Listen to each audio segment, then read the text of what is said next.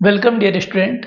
आज डिस्कस करेंगे हम लोग फैक्टराइजेशन, हिंदी में इसको गुणनखंडन कहते हैं और ये बड़ा टफ है, इसलिए इसको आसान तरीके से सीखते हैं कि कैसे होता है।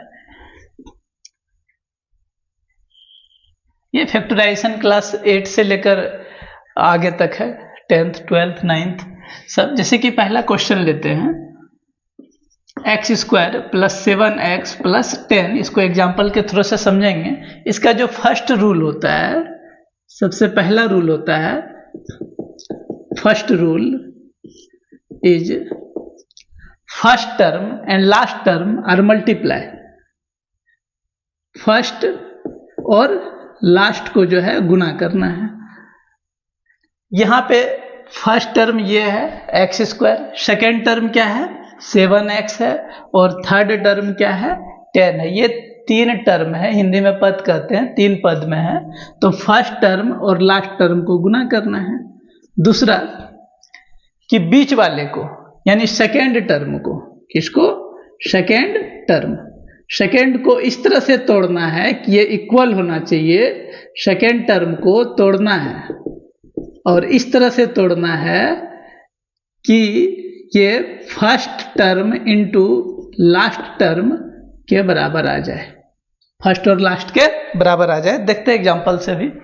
तो यहाँ पे जैसे कि मेरा, हम इसको यदि फॉलो करें, फर्स्ट टर्म लास्ट, तो फर्स्ट क्या है एक्स स्क्वायर, तो यहाँ पे लिखेंगे एक्स स्क्वायर। लास्ट टर्म क्या है 7x, नो 10x, तो यहाँ पे लिखेंगे 10x, तो हो जाएगा 10x स्क्वायर। अब क्या, फर्स्ट तो फॉलो कर लिए हम लोग, सेकेंड क्या है कि तोड़ना है जो कि फर्स्ट टर्म और लास्ट टर्म जो है बराबर हो, तो इस तरह से तोड़ना है। तो 7 को तोड़ना है, तो 7 को हम तोड़ सकते हैं। यहाँ पे 7 को लिख सकते हैं 1 + 6, फिर लिख सकते हैं 2 + 5, फिर लिख सकते हैं 3 + 4। अब 4 + 3 नहीं लिखेंगे क्योंकि वही चीज आ जाएगा सेम। तो मुझे देखना है कि इसको मल्टीप्लाई करने के बाद 10 कैसे आएगा। मल्टीप्लाई इस तरह से करना है कि मेरा 10 आ जाए, इस तरह से तोड़ना है कि जोड़ने के बाद तो यही रहे, लेकिन गुना करने के बाद जो है फर्स्ट और लास्ट में जितना आया था उसके बराबर आ जाए। यानी फर्स्ट और लास्ट गुना किए थे तो मेरे पास 10 आया था, तो ये 10 लाना है। तो 1 × 6 यदि करेंगे तो ये आ जाएगा 6, तो ये गलत हो गया, नहीं हुआ। और 2 × 5 करेंगे तो ये हो जाएगा 10, ये मेरा सही हो गया। यानी मुझे इसी तरह से तोड़ना है। तो यहाँ पे मुझे क्या लिखना है, एक्स स्क्वायर प्लस 2 + 5 नहीं, x, चूंकि ये x के साथ था ना, तो यहाँ पे लिखेंगे 2x + 5x + 10। अब क्या करना है कि ये तीन टर्म से 4 टर्म में हो गया। अब दो टर्म का जो है सेट लेंगे जो कॉमन आएगा। कॉमन क्या होता है, यहाँ x दिख रहा है तो यहाँ भी x दिख रहा है, तो x कॉमन ले लेते हैं।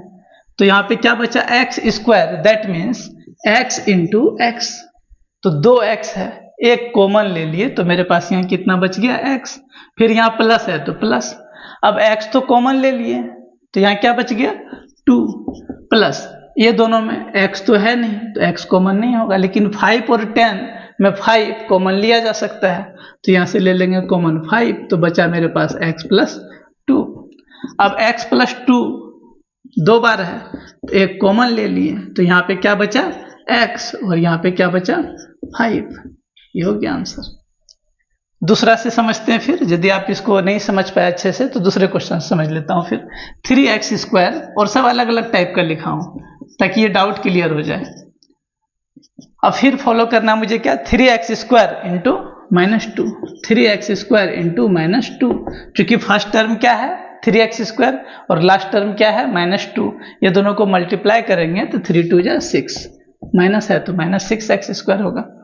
अब बीच में 5 है तो 5 को मैं तोड़ सकता हूँ 1 + 4, 2 + 3,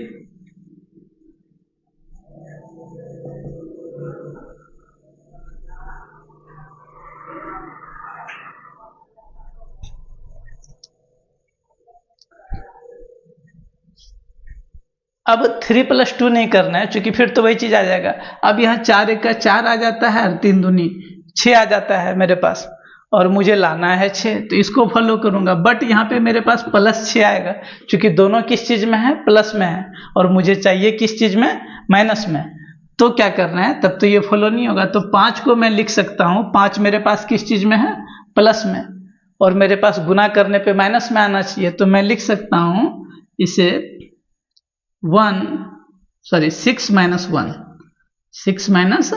1, चूंकि 6 में यदि 1 घटा दूं तो मेरे पास 5 आ जाएगा प्लस में, और यदि इसको गुना कर दूं 6 गुना -1 तो आ जाएगा -6, और वही तो चाहिए था -6। तो पहले क्या लिखना है, 6x, यानी 3x² + 6x, और उसके बाद क्या है, -1, तो यानी -x, और फिर यहाँ क्या बच गया, -2।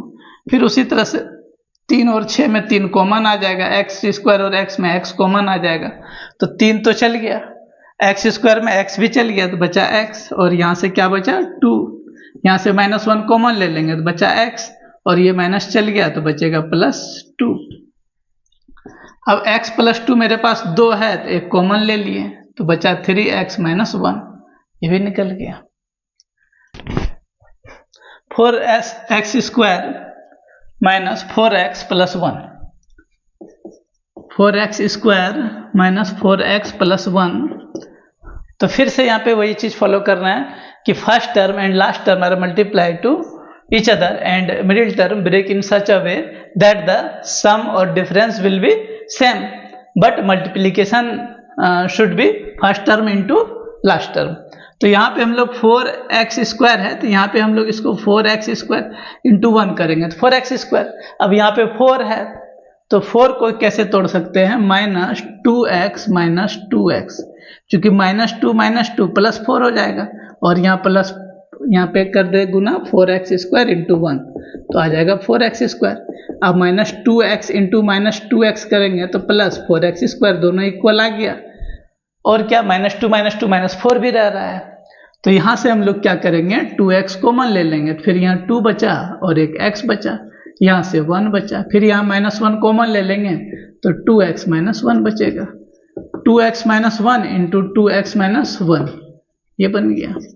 चौथा नंबर देखते हैं क्या है, 3x² - x - 4, 3x² - x - 4, तो फिर 4 3 जा 12, बीच में माइनस है, तो अब इसको हम लोग जल्दीबाजी बनाएंगे धीरे धीरे। 3x² + 3x - 4x - 4, क्योंकि 3x - 4x हो जाएगा -x, और 3 4 जा हो जाएगा 12, तो यहाँ से 3x कॉमन ले लेंगे, बचा मेरे पास x + 1, -4 कॉमन ले लेंगे, x + 1, x + 1 2 है, एक कॉमन ले लिए, बचा 3x - 4। 5 नंबर सीखते हैं, सब अलग अलग तरीके का है, इसलिए मैंने 5 एग्जाम्पल लिया था।